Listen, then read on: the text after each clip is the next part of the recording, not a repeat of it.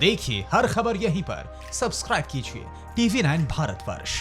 मनीष झा हमारे साथ इस वक्त मौजूद हैं। मनीष, इन दोनों खबरों का आपस में कोई लिंक है क्या? एक तरफ रूस में जो कुछ हो रहा है उससे चीन की तिलमिलाहट, बात ना करने को लेकर चीन क्या झुंझलाया हुआ नजर आ रहा है, और दूसरी तरफ हम देखते हैं कि वो जनरल जो कि गलवान घाटी में हुई झड़प का जिम्मेदार था, मास्टरमाइंड था, उसको छुट्टी पर भेज दिया जाता है। चल क्या रहा है?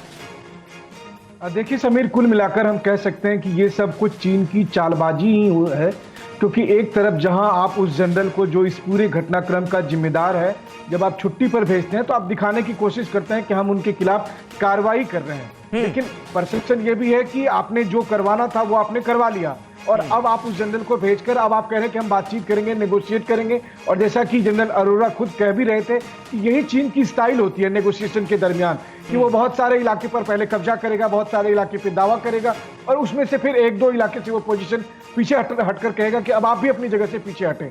तो हमें इन सब के बीच में अलर्ट रहने की जरूरत है। रही बात बातचीत को लेकर, तो चूंकि हमारे रक्षा मंत्री रूस में हैं और रूस के विक्ट्री डे परेड में वो गए हुए हैं, चीन की तरफ से बार बार ये इच्छा जाहिर की जाती है कि रक्षा मंत्री ना सही भारत के सीनियर मिलिट्री ऑफिसर्स बात कर लें, तो बार बार बातचीत की गुहार लगाई जा रही है। और ये भी हो सकता है कि कभी अगर हमारे रक्षा मंत्री जहां पर मौजूद हो, जानबूझकर अगर चीन के रक्षा मंत्री आ भी जाए, लेकिन कोई आधिकारिक कार्यक्रम बातचीत का नहीं है। और आज चीन भी रूस में देखेगा कि भारत के सैनिकों की वीरता की कहानियां किस तरह से रूस में बताई जाती है। सूबेदार निकम सिंह और हवलदार गजेंद्र सिंह, और मैं आपको बताऊं कि अभी जो लद्दाख के जिस इलाके में चीन की पोजीशनिंग है, वहीं के रहने वाले हैं, वहीं पिथौरागढ़ के रहने वाले हैं हवलदार गजेंद्र सिंह, जिसकी कहानियां रूस में बच्चे बच्चे को सुनाई जाती है कि किस तरीके से उन्होंने द्वितीय विश्व युद्ध में जर्मनी को हराने के लिए रूस की सेना की बहुत ही इंपॉर्टेंट मदद की थी, और उनको जो वहां का रेड स्टार है, ऑर्डर ऑफ रेड स्टार, उससे नवाजा गया था।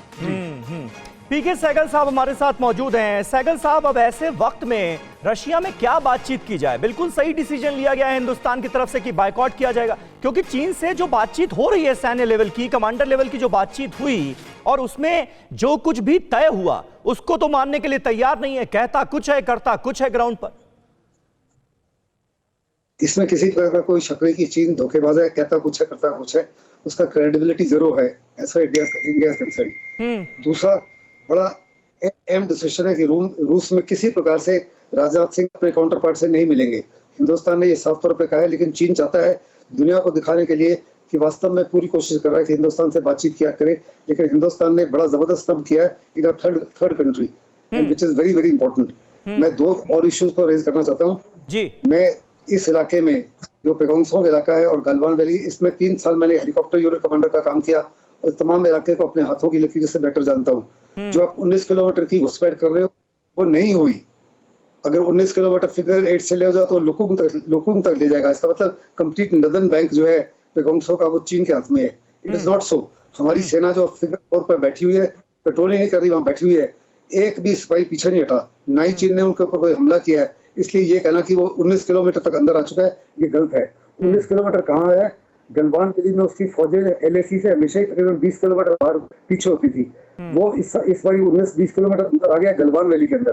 पेगोंगसो के अंदर वो फिंगर 4 से आगे नहीं आया, क्योंकि अगर फिंगर 4 से आगे आ जाता है तो लुकुंग तक पहुंच जाता है, जहाँ से हमारी रोड जाती है दरबुक से लेके आगे चुशूल और फुकचे तक। अगर वहां पहुंच जाता है तो बहुत ही जबरदस्त खतरा है, because it opens up the access for to late.